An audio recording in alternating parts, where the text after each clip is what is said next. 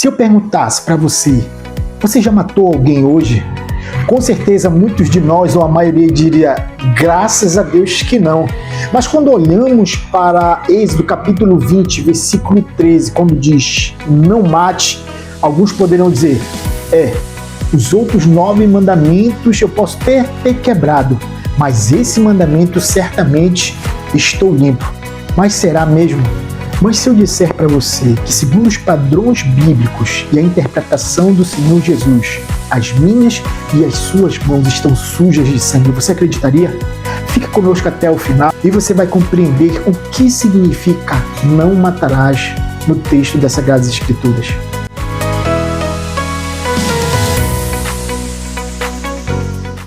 A graça e a paz do nosso Senhor e Salvador Jesus Cristo esteja sobre você. Seja muito bem-vindo a mais um vídeo do DNA Bíblico. É certo que a gente está há um bom tempo sem postar vídeo, mas graças a Deus estamos retornando para mais um estudo dos 10 mandamentos. Se você ama verdadeiramente a palavra de Deus e quer crescer na fé cristã histórica reformada, já se inscreva no canal e deixa o seu like, porque hoje nós vamos descer a raiz do nosso coração. Vamos entender a diferença bíblica entre matar e assassinar e como Jesus elevou o nível dessa conversa de uma forma que nos deixa sem saída, a não ser correr para a cruz. Fique comigo até o final, porque a aplicação de hoje vai mudar as nossas relações. Para começarmos, precisamos de uma clareza técnica e exegética. A tradução não matarás nas nossas Bíblias em português pode gerar uma certa confusão. Mas espera aí, Gilberto. Como Deus diria, não matarás, se no mesmo livro Deus ordenaria a pena capital ou guerras justas? Será que a Bíblia existe contradição? Será que Deus errou? Não, certamente que não.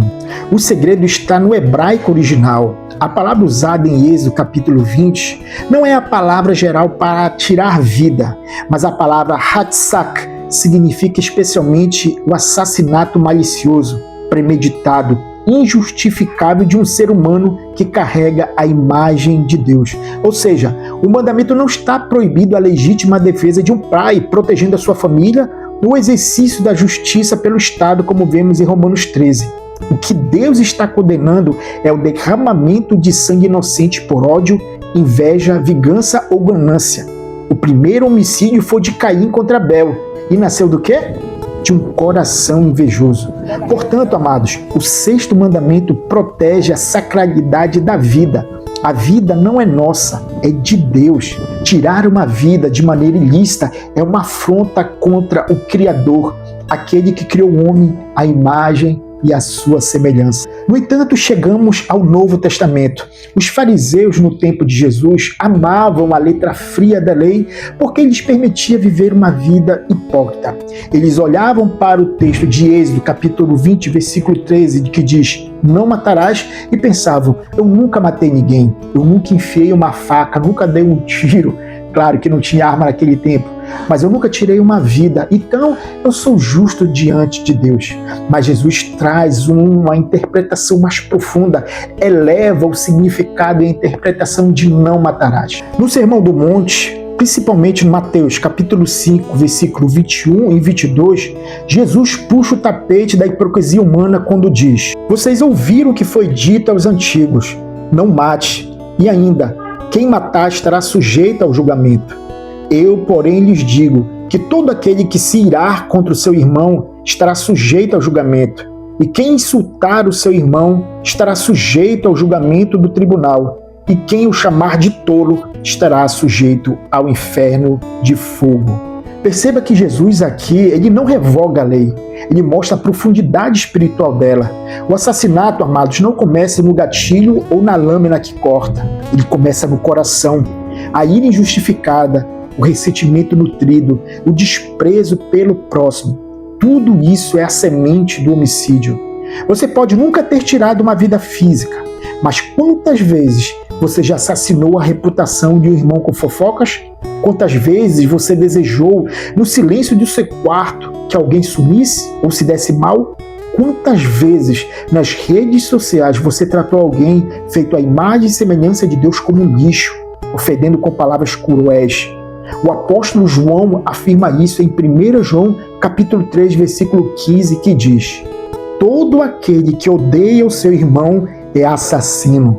Entenda uma coisa, meus amados, a lei de Deus não serve para salvar. Pelo contrário, a lei de Deus é um raio-x que demonstra a nossa depravação total e a nossa incapacidade de guardar totalmente essa própria lei. Mas qual é a conclusão de tudo isso? A conclusão é que, diante da pureza do sexto mandamento interpretado pelo nosso Senhor Jesus Cristo, não há inocente diante dessa tela.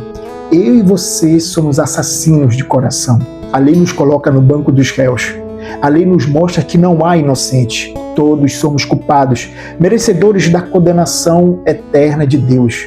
No entanto, devemos dar glórias a Deus pela cruz de nosso Senhor Jesus Cristo.